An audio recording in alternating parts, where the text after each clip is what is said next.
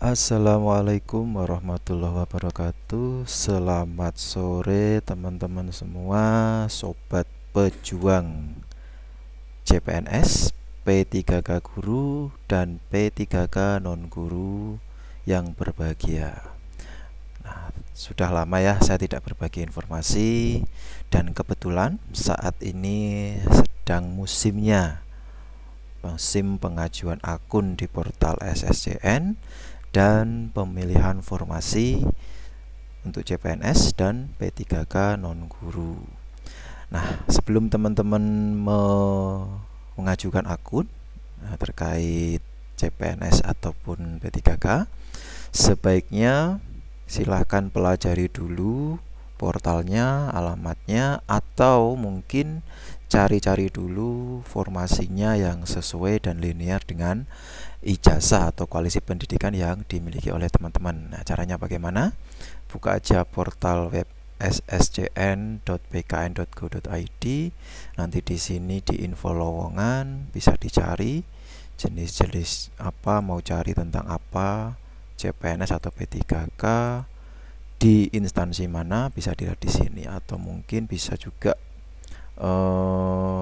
dibaca-baca dulu terkait aturan mainnya di menu FAQ ini ya. Dibaca aja di sini terkait P3K guru, CPNS maupun P3K yang non guru.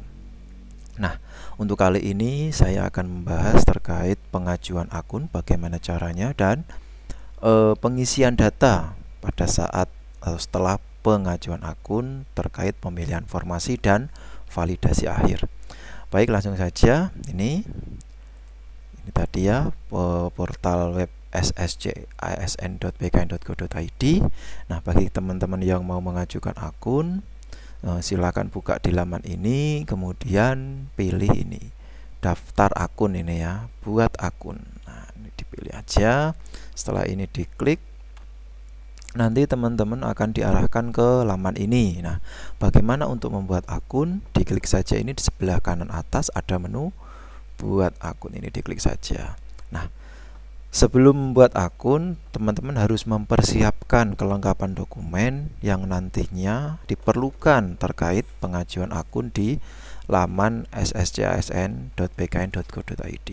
Data apa saja yang perlu disiapkan? Yang pertama, siapkan KTP ya, kartu tanda penduduk. Yang kedua, siapkan kartu keluarga atau KK. Yang ketiga, ijazah. Yang keempat, scan KTP dengan format JPEG atau JPG ukuran maksimal 200 KB. Yang berikutnya, yang kelima, yaitu swafoto ya atau selfie dengan format JPEG JPG ukuran maksimal 200 KB. Jadi sebelum teman-teman mengajukan akun, sebaiknya siapkan dulu dokumen 5 ini supaya nanti bisa lancar dalam proses pengajuan akunnya. Selanjutnya, ketika diklik buat akun, nanti akan muncul tampilan yaitu terkait pendaftaran akun SSCISN tahun 2021. Di antaranya, teman-teman nanti harus memasukkan NIK sesuai yang tertulis di eKTP. Yang berikutnya, memasukkan nomor kartu keluarga. Nah, tadi dokumen yang disiapkan tadi ya. Berikutnya, penulisan nama lengkap sesuai yang tertulis di KTP. Kalau di KTP-nya ada gelarnya, ya silakan diisi sesuai yang tertulis di KTP. Berikutnya, tempat lahir sesuai yang tertulis di KTP juga, dan tanggal lahir sesuai di KTP. Berikutnya, nomor handphone yang aktif ya. Aktif itu ya aktif bisa di telepon, bisa di SMS, dan bisa untuk buat WA. Biasanya banyak teman-teman yang dimasukkan di sini hanya nomor yang bisa untuk WA, tetapi apabila nomor tersebut di telepon ternyata nggak aktif. Jadi sebaiknya untuk nomor handphone yang dimasukkan di sini adalah nomor yang aktif semuanya, baik untuk telepon, bisa untuk WA, atau bisa untuk SMS. Berikutnya, email pribadi yang aktif ya. Artinya email aktif itu ya email yang bisa dibuka. Jangan sampai jenengan punya email atau teman-teman punya email tapi tidak pernah dibuka, sehingga ketika sudah mengajukan akun terus mencoba membuka emailnya ternyata nggak bisa. Jadi sebaiknya ketika pengajuan akun, kalau yang punya email ya dicoba dulu dibuka emailnya aktif enggak. Kalau aktif baru dimasukkan di sini. Ya, dimasukkan di sini. Email apa? Ya, terserah teman-teman, punyanya Gmail ya Gmail, punyanya Yahoo ya Yahoo. Silahkan dimasukkan di sini. Dan berikutnya memasukkan kode CAPTCHA ya, kode verifikasi. Kode verifikasi ini digitnya berubah-ubah tergantung pada saat pengajuan akun ya. Tinggal dimasukkan aja sesuai yang tertulis di sini. Lalu diklik lanjutkan. Sebelum diklik lanjutkan bisa dibaca di sini panduannya ya. Di sini ada keterangan, jika mengalami kendala pelamar tidak dapat atau NIK-nya nanti tidak ditemukan, maka pelamar dapat menghubungi Dinas Kependudukan dan Catatan Sipil ya. Kenapa tidak bisa didaftarkan? Caranya apa? Nanti ada proses yang namanya konsolidasi data. Nanti secara teknis yang lebih paham adalah dari pihak Dinas Kependudukan dan Pencatatan Sipil di masing-masing kabupaten kota setempat. Nah, kalau sudah diisi semua, nanti akan muncul tampilan pendaftaran akun, yaitu diantaranya tadi yang dimasukkan ada NIK, ada nama, ada nomor handphone, email, dan data kelengkapan lain yang harus dilengkapi. Diantaranya, nih ya, di sini ada passwordnya apa. Password ini fungsinya yaitu password yang nantinya akan digunakan untuk login setelah pengajuan akun. Jadi passwordnya yang jangan mudah ditebak ya. Biasanya gabungan antara huruf dan angka. Nanti ada pertanyaan pengaman pertama. Nanti ada pilihannya, dipilih saja dan dijawab. Ada juga pertanyaan pengaman kedua ya. Ini fungsinya untuk mengajukan ketika lupa password, jadi untuk reset password. Di bawahnya ada isian lagi yaitu, nah ini biasanya teman-teman gagal nanti ketika tidak bisa dilanjutkan, yaitu permasalahannya ada di kabupaten kota lahir. Jadi ini nanti tinggal kecik misalnya Jepara, nanti ketika Jepara nanti akan muncul ya, muncul pilihan, nanti silahkan dipilih. Jadi ini pilihannya adalah opsional atau pilihan, bukan diketik secara keseluruhan. Nanti akan muncul pilihannya ya. Berikutnya tanggal lahir sesuai di ijazah dimasukkan saja. Kalau tanggal lahir di ijazahnya berbeda dengan di akte kelahiran ya, silakan dimasukkan sesuai yang tertulis di ijazah. Berikutnya memilih jenis kelamin pria atau wanita, silakan dipilih, ini opsional. Yang berikutnya ini mengupload ya, mengupload dokumen KTP dengan format JPEG atau JPG. Ukuran maksimalnya 200 KB. Selain KTP juga harus mengupload swafoto atau foto selfie, sama ukurannya juga 200 KB dengan format JPEG atau JPG. Nah, pertanyaannya berikutnya, apakah swafoto ini harus berlatar belakang merah? Ya, tidak harus, yang penting tampilannya jelas, tampak mukanya jelas seperti gambar yang ada di pengajuan akun ya, di sini maksudnya. Jadi harus jelas, tidak harus berlatar belakang background warna merah. Nanti kalau sudah diupload nanti akan muncul seperti ini ya. Kalau sudah diupload akan muncul seperti ini. Nah, kalau misalnya yang diupload itu salah, silakan klik di sini untuk mengunggah ulang atau merubah ini ya. Kalau sudah benar silakan dilengkapi lalu klik lanjutkan. Setelah diklik lanjutkan akan muncul preview atau pengecekan ulang data yang telah diinputkan oleh teman-teman pada saat pengajuan akun. Dibaca dulu saja. Sebelum mengakhiri pendaftaran akun, pastikan data Anda yang Anda masukkan beserta foto yang terunggah sudah benar. Jangan sampai fotonya foto orang lain ya. Jika ingin melakukan perbagian data, klik tombol kembali. Kalau sudah yakin, silakan klik proses pendaftaran akun. Ada perhatian berikutnya yaitu setelah pendaftaran akun diproses, ini diklik, maka Anda tidak bisa melakukan perubahan data. Jadi kalau ini sudah diproses, maka tidak bisa melakukan perubahan data seperti nama, tempat lahir, tanggal lahir, pas foto, dan sebagainya. Jadi hati-hati sebelum melakukan penyelesaian dalam pembuatan akun, sebaiknya di cross check dulu isian di sini sudah benar atau tidak. Kalau sudah benar, silakan diklik proses pengajuan akun. Setelah diklik proses pengajuan akun, tetap ada pemberitahuan berikutnya, yaitu konfirmasi yang kedua. Apakah Anda yakin bahwa isiannya adalah sudah sesuai? Kalau yakin ya silakan diklik iya. Kalau belum yakin, pilih tidak lalu klik kembali, cek lagi isiannya. Kalau yakin ya pilih iya. Setelah diklik iya, maka secara otomatis semua proses pengajuan akun sudah selesai, dan apabila ada kesalahan maka tidak bisa diperbaiki. Nah, kalau sudah selesai, berhasil, bisa melakukan cetak informasi pendaftaran. Ini silakan dicetak, diklik cetak informasi pendaftaran, nanti akan mendownload kartu pengajuan akun ya, nanti dalam format atau bentuk filenya yaitu PDF. Nama filenya pasti nik_kartuakun.pdf. Nah, ini kalau pengen mendownload silakan didownload lalu dibuka, dicek sudah benar atau belum. Kalau benar ya pastikan benar ya, karena kalau tidak benar tidak bisa dirubah. Nah, ini ya, kartu informasi akun sistem seleksi calon ASN tahun 2021, nomor identitas dan seterusnya, dan di sini ada keterangan. Silakan lanjut masuk ke laman ini dengan menggunakan NIK dan password yang telah didaftarkan. Nah, ini kartu informasi akun seleksi calon ASN tahun 2021. Nah, selanjutnya masuk ke laman, silakan dimasukkan tadi NIK-nya 16 digit dan passwordnya yang didaftarkan pada saat pengajuan akun. Lalu klik masuk. Kalau lupa passwordnya, ini ada di sini untuk mereset password Anda. Nanti ketika ini direset, nanti akan login ke emailnya atau dikirim ke emailnya ya, tadi ya. Ya, jadi pastikan ya emailnya aktif.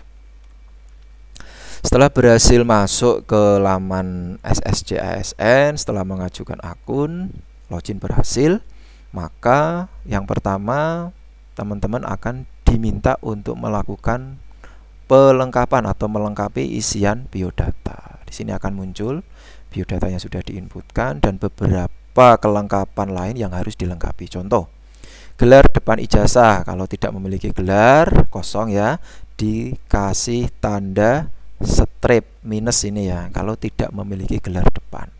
Kalau memiliki ya dimasukkan, kalau tidak memiliki dikasih tanda strip.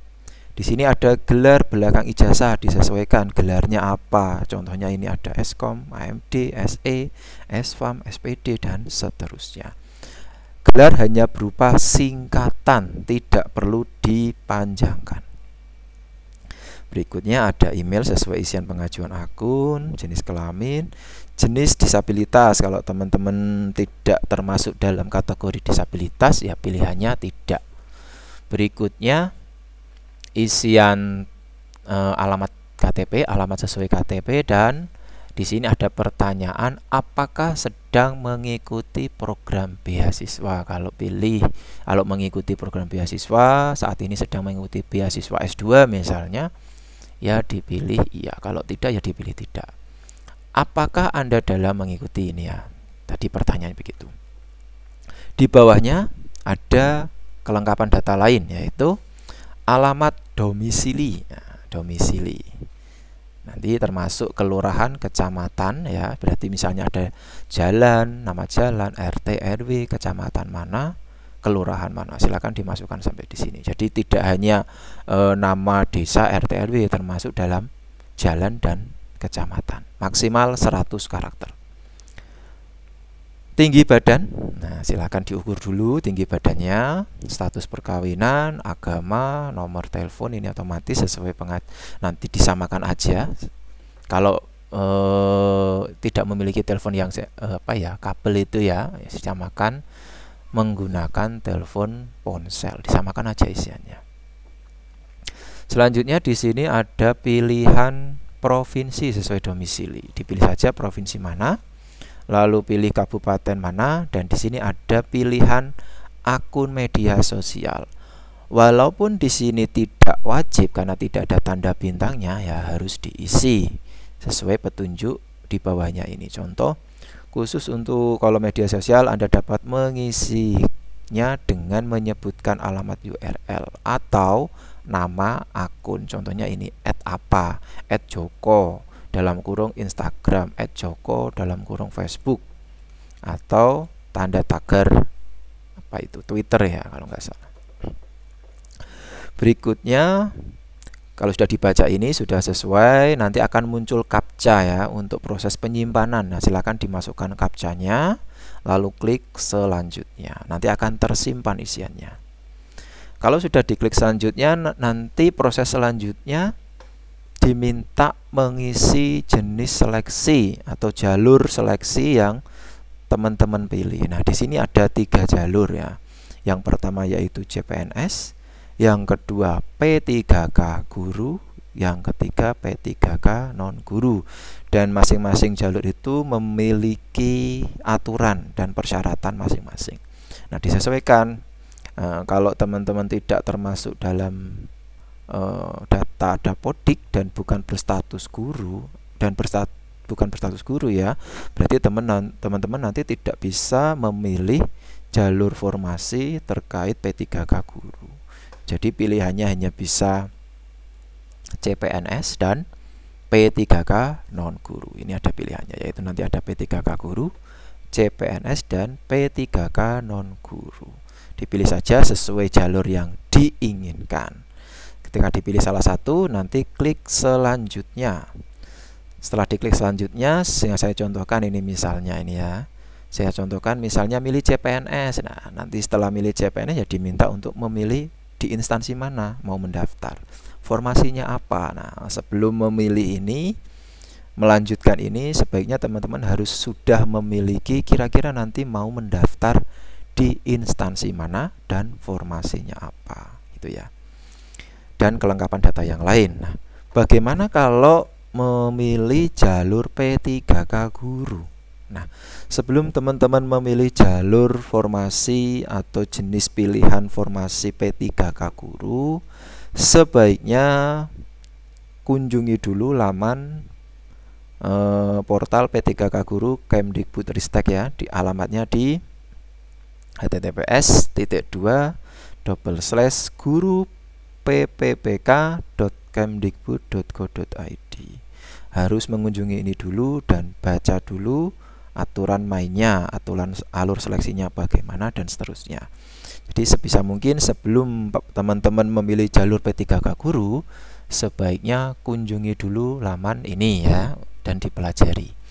Dan jangan lupa yang khusus jalur P3K guru yaitu ada syaratnya harus terdaftar di Dapodik dan berstatus guru ya. Yang pastinya kan berstatus guru, kalau bukan guru tidak bisa mendaftar sebagai guru.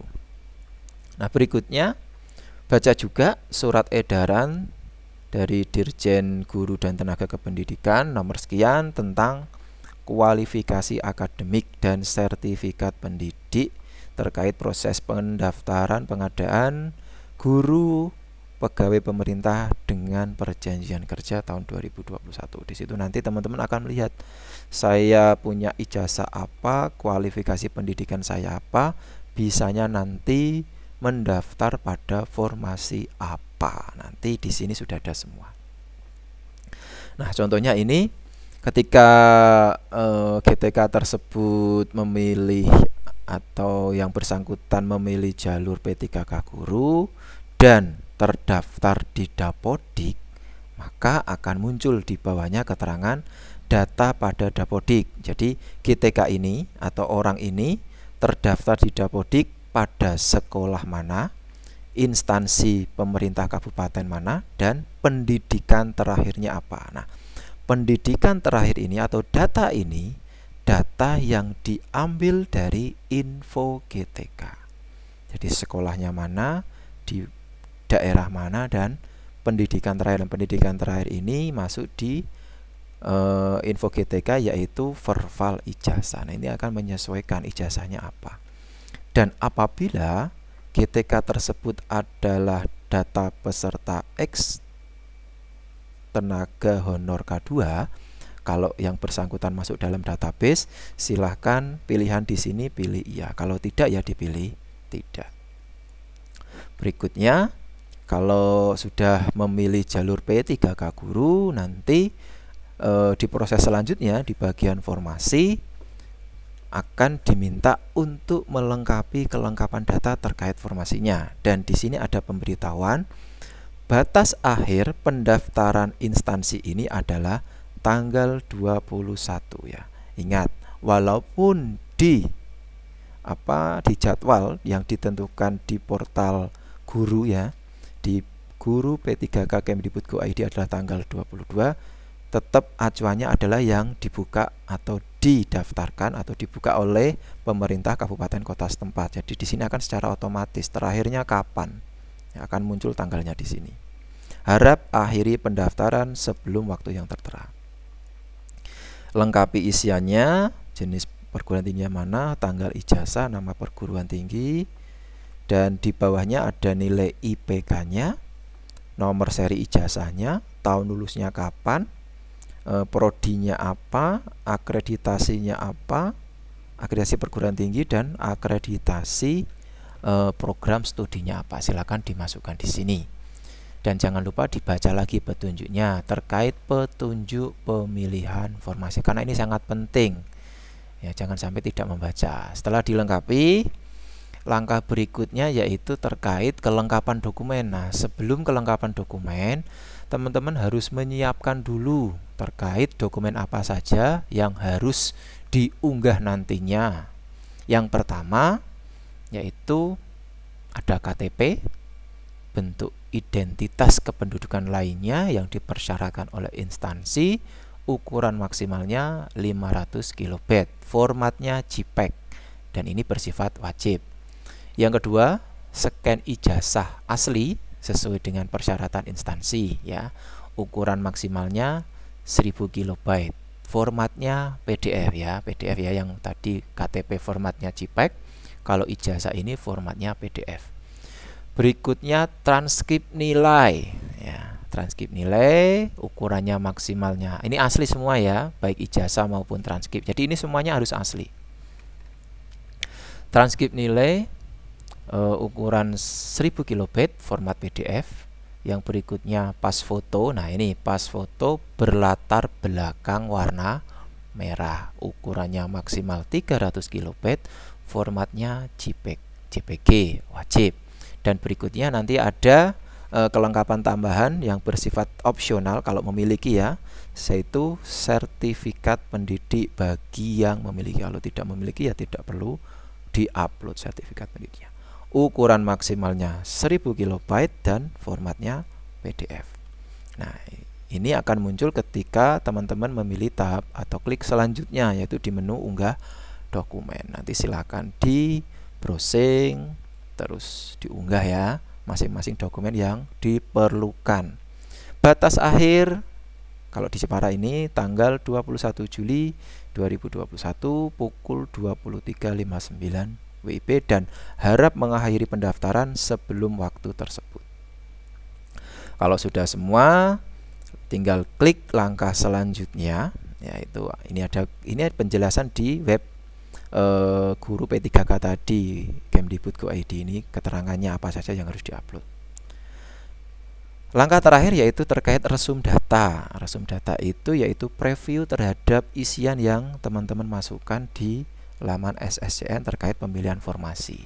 Nah, di sini ada mendaftar di pemerintah kabupaten mana, sebagai apa, lokasi formasinya di sekolah mana, lokasi tesnya nanti ditentukan oleh instansi penyelenggara atau daerahnya, dan kelengkapan data yang lain. Pastikan ini sesuai. Kalau tidak sesuai, tinggal kembali lalu dicek isiannya lagi. Di bawahnya ada kelengkapan data yang lain ya. Ini silakan juga dicek lagi, di checklist semua ya. Kalau tidak sesuai, checklist sampai semuanya sampai bawah.